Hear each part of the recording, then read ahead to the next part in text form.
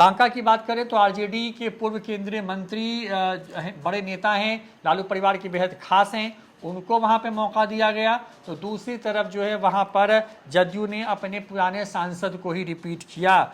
बांका में जो है जब पिछला चुनाव है उसको गिरधारी यादव जो हैं वो और जयप्रकाश नारायण यादव, इन दोनों के बीच में ही वहां मुकाबला हुआ था। पिछली बार जो रिजल्ट आया था उसमें 2,532 वोट से जो है गिरधारी यादव वहां पर चुनाव जीत गए थे। जदयू के प्रत्याशी हैं, नीतीश कुमार के करीबी और यादव जाति से जो कुछ जो बड़े चेहरे हैं जदयू के अंदर में, उनमें से एक वो हैं।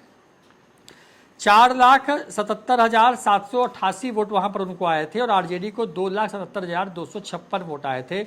2 लाख अगर वोट ये ले आते हैं, प्लस कर लेते हैं जयप्रकाश नारायण यादव, तो उनकी जीत आप ये मान के चलिए कि पक्की है। पिछली बार की बात कर ले तो वहाँ पर जो बांका सीट है वहाँ पर पिछली बार और उसके पिछले मतलब कि जब 2014 में चुनाव हुए और 2019 में चुनाव हुए तो वहाँ पे लगभग जो है वही वोटिंग परसेंटेज रहा है, यानी कि 58.04% जो है वहाँ पर वोट कास्ट हुआ था। फिलहाल लगभग वहाँ पर पहुँचने की कोशिश बांका कर रहा था। जो फाइनल टैली आई थी इस वीडियो के करने तक में वो करीब जो है वो 50% को टच कर गया है और अंतिम 1 घंटे में अगर वोटिंग होता है तो लगभग पुराना रिकॉर्ड वहाँ पर आ जाएगा। अगर ऐसा हुआ तो वहाँ पे क्या दिख रहा है? देखिए बांका में अगर मैं कहूँ को देखिए एक तरफ उम्मीदवार थे जेडीयू की तरफ से गिरधारी यादव हैं और दूसरी छोर जयप्रकाश यादव। जयप्रकाश यादव लालू प्रसाद यादव के करीबी नेताओं में से एक हैं, सांसद भी रहे हैं और केंद्रीय मंत्री भी रहे हैं और लालू यादव को जब भी पिक में थे तो पूरा प्रमोट जो है वो जयप्रकाश यादव को किया गया। इस बार बांका का सिनेरियो अगर मैं कहूँ तो मुश्किल में है गिरधारी यादव, क्योंकि स्थानीय स्तर पर सांसद महोदय से जो है वो मतदाता खुश नहीं थे। और आपने थोड़ी देर पहले जो कहा ना भागलपुर में कि जेडीयू और बीजेपी के कार्यकर्ताओं का मेल नहीं हो पाया, सुर और ताल बैठ नहीं पाया। आप याद होगा कि जब फिर से एनडीए में आ रहे थे नीतीश कुमार तो जेपी नड्डा ने कहा था कि ये नेचुरल अलायंस है, ठीक है, लेकिन ये नेचुरल अलायंस है ना, लोकसभा चुनाव बिहार के 2024 में ये नेचुरल वाला जो है ना वो नेचुरल दिख नहीं रहा है। मतलब कि बीजेपी के जो कार्यकर्ता हैं और जो जेडीयू के कार्यकर्ता हैं उन दोनों का मिलान हुआ नहीं है।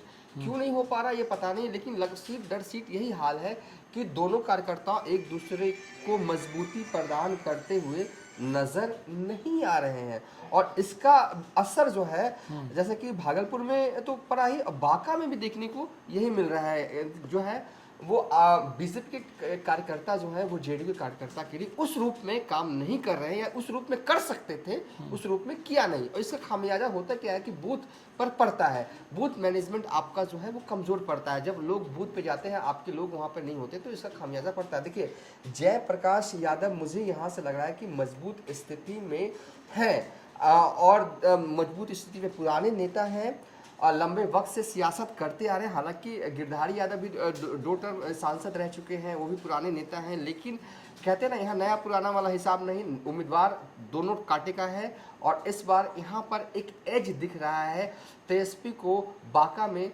मुस्कुराने की थोड़ी वजह तो दिख रही होगी अभी से, जो अभी के रुझान, जो अभी के जो फीडबैक्स जो हमें बांका लोकसभा क्षेत्र से मिल रहे हैं उसके हिसाब से तेजस्वी यादव के लिए एज है कि वो ये सीट कम मार्जिन से ही जीते लेकिन जीत सकते हैं। जबरदस्त फाइट दिया है जयप्रकाश यादव ने और ऐसा नहीं जयप्रकाश यादव की ही वजह से सब कुछ नहीं हो गया, सब कुछ महागठबंधन की वजह से नहीं होगा, कुछ गलतियां जो है इधर से भी हुई, हाँ इधर से हुई है, जिसका फायदा आरजेडी को बांका लोकसभा क्षेत्र में मिल सकता है। रोहित बिल्कुल, देखिए गिरधारी यादव वहाँ पर पिछड़ते हुए नजर आ रहे हैं। फिलहाल अभी तक के जो आंकड़े हमारे पास आ पा रहे हैं, जो फीडबैक्स हैं वहाँ पे ग्राउंड लेवल पर 2-3 चीज़ें हैं। जयप्रकाश नारायण यादव ने बड़ी ताकत लगाई, गिरधारी यादव मोदी नाम के सहारे बैठे रह गए शुरुआती दिनों में, ये एक बड़ा असर हुआ।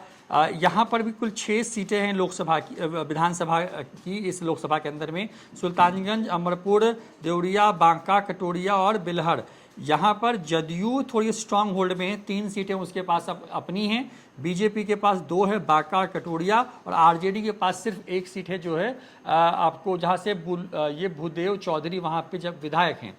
अब अगर बीजेपी ने सपोर्ट किया होगा तो आप ये मान के चलिए कि किसी बहुत स्मॉल मार्जिन से गिरधारी यादव अपनी सीट बचा लेंगे, नीतीश कुमार की इज्जत बचा पाएंगे वो नहीं। तो आप ये मान के चलिए, जैसा देवांशु भी कह रहे हैं, जो हम लोग को लग रहा है अभी फिलहाल देख करके, कि जयप्रकाश नारायण यादव जो हैं वो वहाँ पर मार्जिन उनको एक ठीक ठाक बढ़त है और वो चुनाव जीतते हुए नजर आ रहे हैं, क्योंकि विधायक जो सांसद हैं वहाँ पे उनके खिलाफ बड़ी भयानक एंटी इनकम्बेंसी पूरे इलाके में थी। और जिस तरीके से सक्रिय नहीं हुए वो शुरुआती दिनों में, और जिस तरीके से सक्रिय थे आरजेडी के प्रत्याशी शुरुआती दिनों से, इसलिए उनको एक एज मिलता हुआ नजर आ रहा है।